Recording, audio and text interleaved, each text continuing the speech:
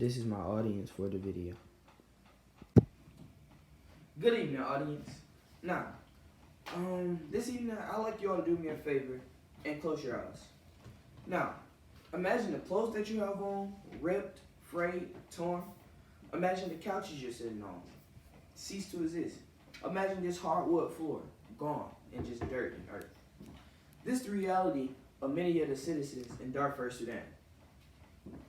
Hello, my name is Brandon Rebels, and I'm an 11th grader at Westover Comprehensive High School.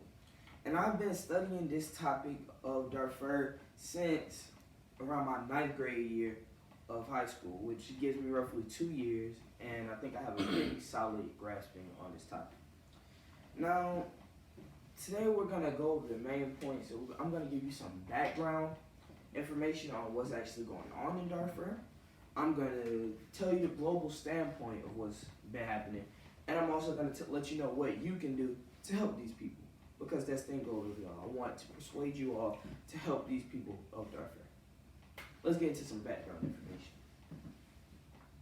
Now, this says the start, but it actually started a little bit before the 1980s.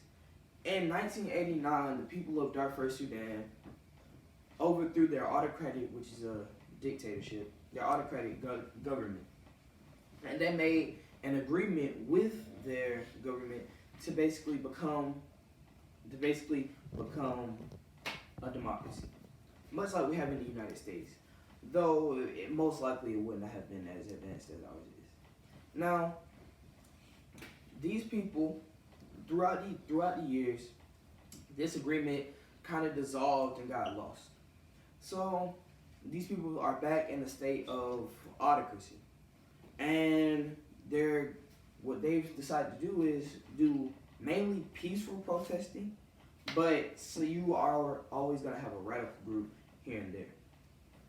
Now, what the government decided to do in response to this peaceful protesting was send out militias. And one militia, namely, was called the Janjaweed, which translates to devils on horsebacks. And what the Janjaweed would go out and do is they would go out into these villages and rape, pillage, and plunder, and basically kill and massacre all these women, men, and children. Now, these people are being treated inhumanely by their own government. However, the government released a statement saying that while they did let out militias to stop these rebellion groups, they say that they have no connection to the Janjaweed. Although that statement is a little shady, because while they say they have no connection to it, they're doing nothing to stop these people from doing what they're doing. Now let's talk about the global standpoint of things. Now, the UK and the United States are on the side of the people, the Sudanese victims. And what the United States has actually done since 1989, when George W. Bush was in office, was they displaced soldiers over to Darfur, Sudan, to kind of help relieve and aid these people. And what the UK would do is, their Prime Minister of Britain at the time, what he did was he sent out a letter to all the United Nations to try to get them to, hey, let's come together and help these people, because they're being victimized and treated inhumanely. Now, while they're on the side of humanity, like most of us should be, there are also, believe it or not, countries that believe we should be laissez-faire on the topic, which is basically hands-off.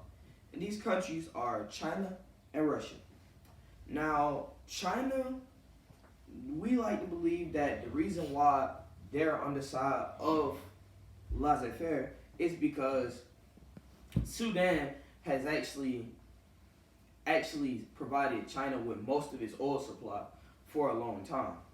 And with that, Sudan gains metal products from China, such as aircrafts for their Air Force.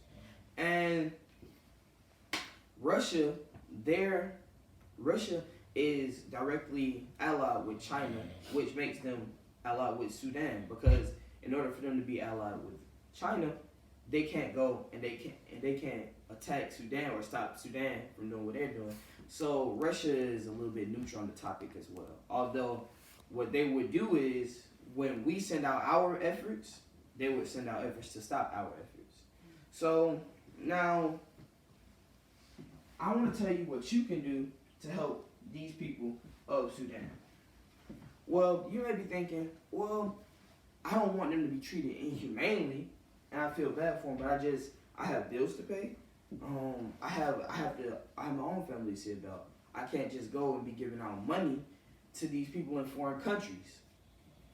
Now, there are plenty of other options you have besides giving out money. You can donate.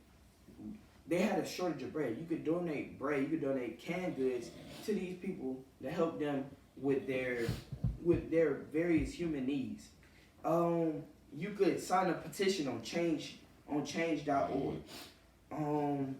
There's a company called UNICEF that actually helps the children of Sudan. And if you don't help anybody, at least help the children, because the children are our future, and without them, this world will go to naught. Now, the reason why you need to know all this information is you need to know what's going on outside of your country. While you need to know what's going on in the U.S., you need to know what's going on globally as well. In conclusion, we went over the background of Darfur. We went over the global standpoint. We also went over what you could do, and which I hope you all will do, is help these people out and donate things. So thank you all for your time. Have a nice one. This is my audience after the video.